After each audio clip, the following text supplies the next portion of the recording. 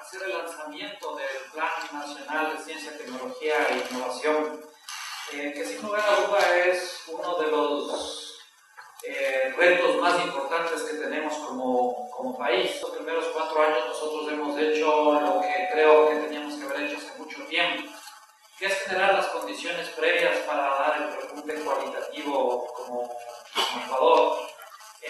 Nosotros no podemos hacer ese salto cualitativo sin cuestiones obvias, como tener acceso a carreteras, como tener el tema de aeropuertos, puertos, estar conectado a nivel internacional, estar conectado a nivel interno, tener acceso a banda ancha, tener internet, tener energía barata. Realmente insuficiente con lo que necesitamos hacer como Ecuador.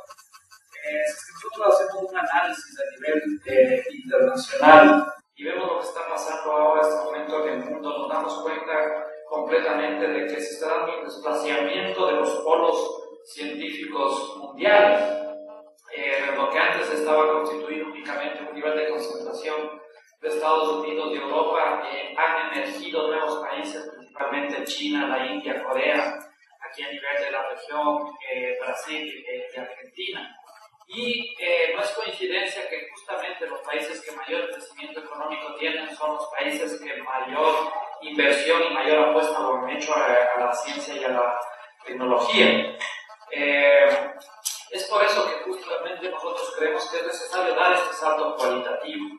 Asimismo vemos fenómenos muy interesantes que se dan a nivel mundial. El tema de que la inversión extranjera directa que antes se hacía justamente entre países norte-norte, se está viendo un mayor nivel de articulación norte-sur, y es una inversión extranjera directa que se hace a nivel privado a través de, por ejemplo, multinacionales, y que apuntan a ganar a más de mercados, estar en espacios donde existen recursos naturales o estar en espacios con amplios talentos humanos que además son más baratos. Y se están direccionando a muchos países de África o muchos países de América Latina.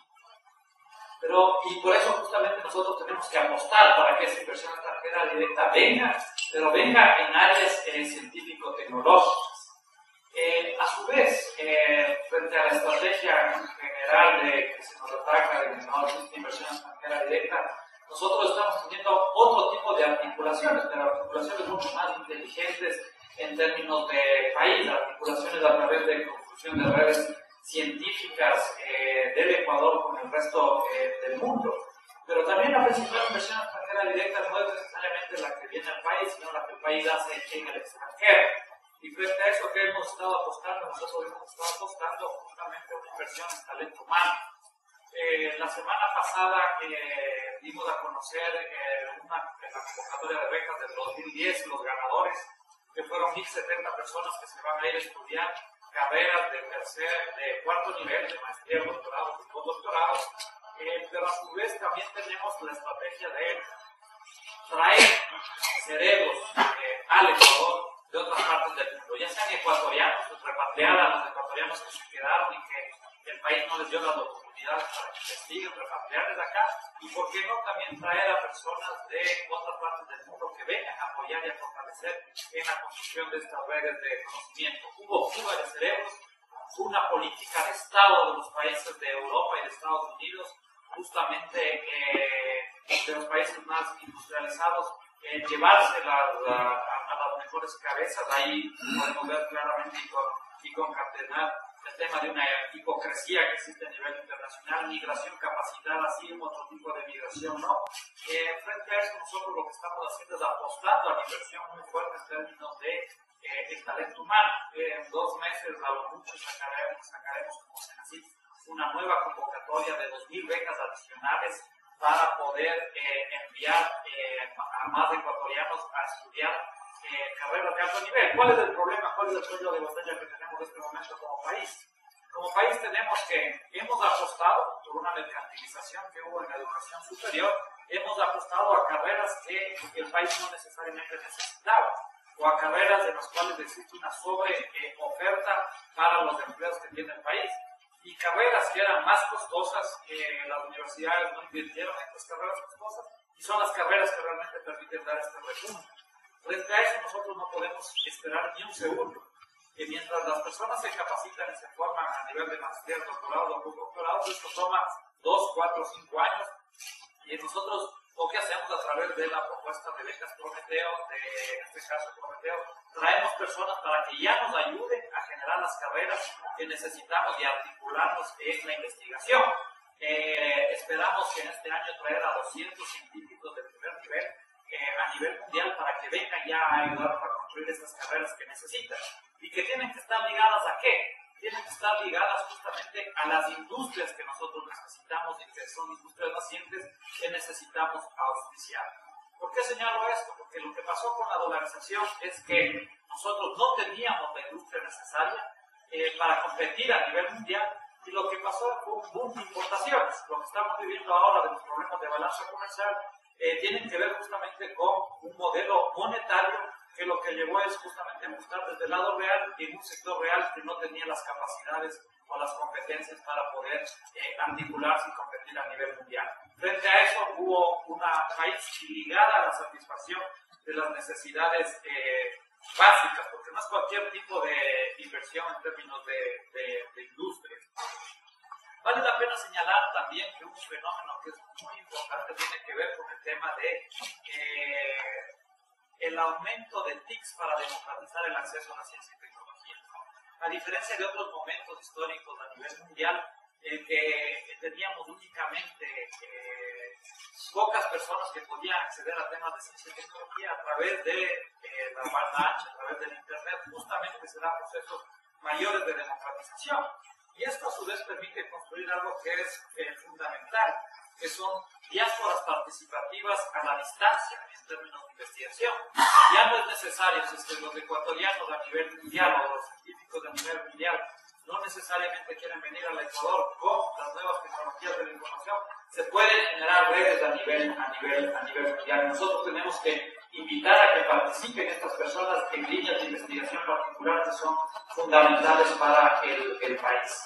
Nosotros estamos en contracorriente, sin lugar a dudas, y en buena hora que estemos en contracorriente, porque algo fundamental cuando hablamos de temas de ciencia y tecnología tenemos que hablar sobre el tema de procesos de democratización de la ciencia y tecnología, y una ciencia y tecnología que sirva a los intereses nacionales, a los intereses de la sociedad.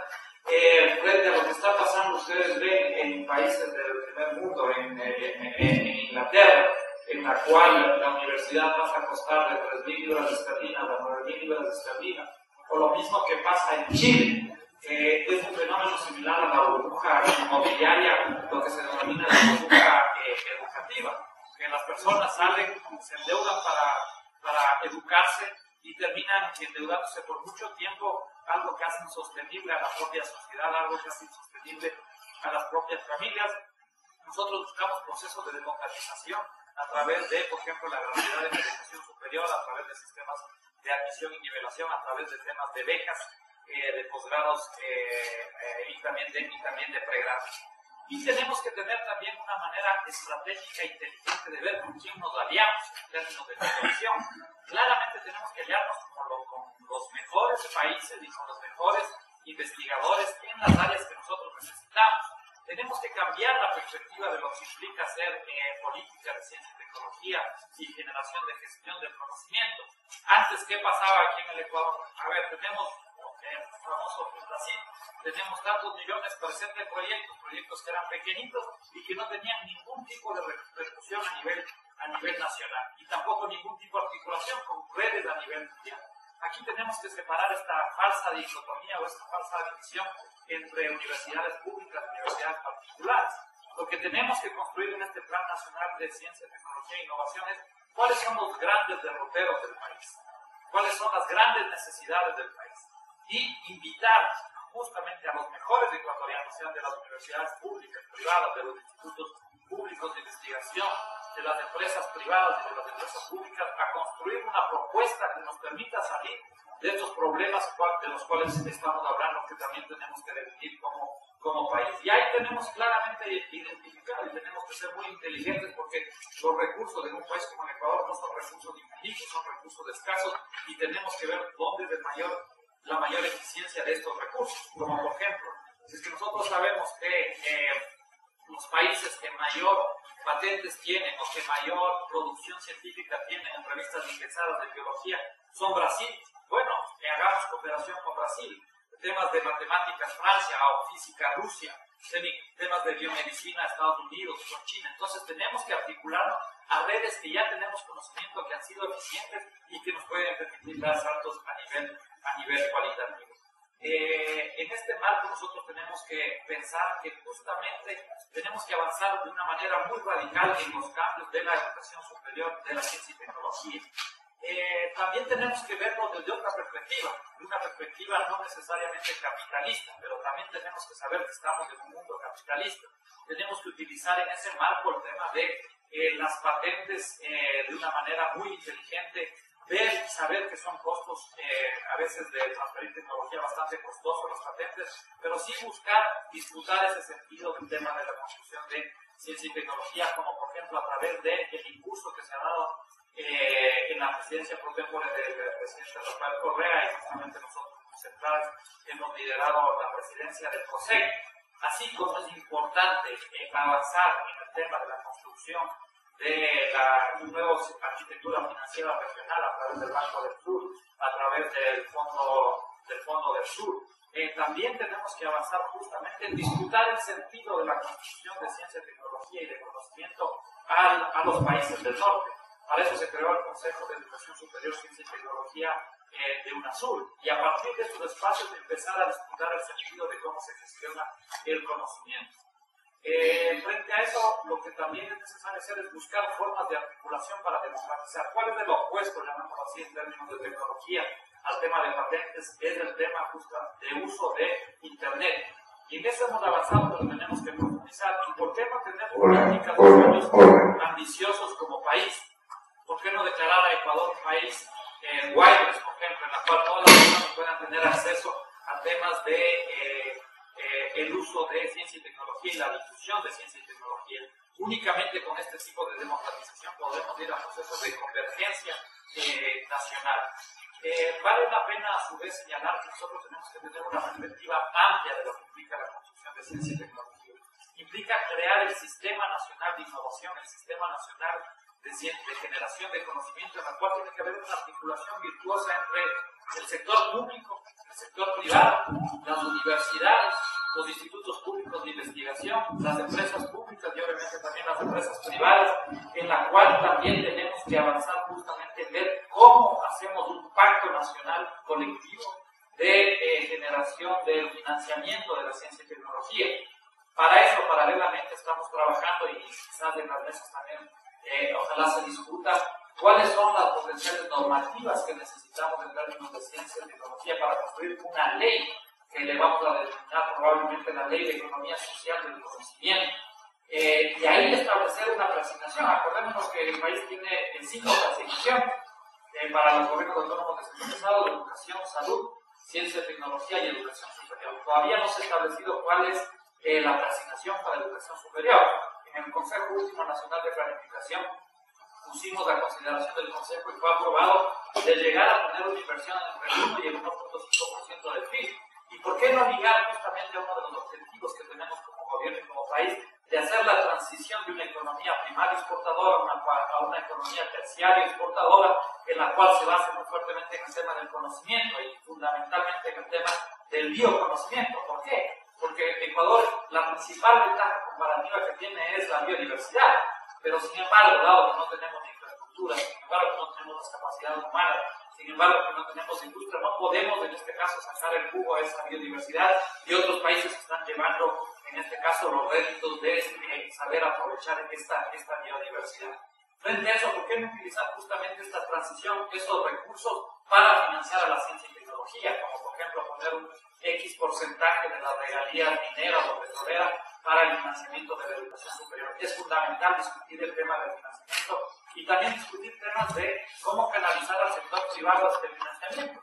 Para eso se puede crear, podemos formular que se creen líneas de crédito a través de la banca de desarrollo de capital de riesgo, por ejemplo, o por qué no crear lo que hace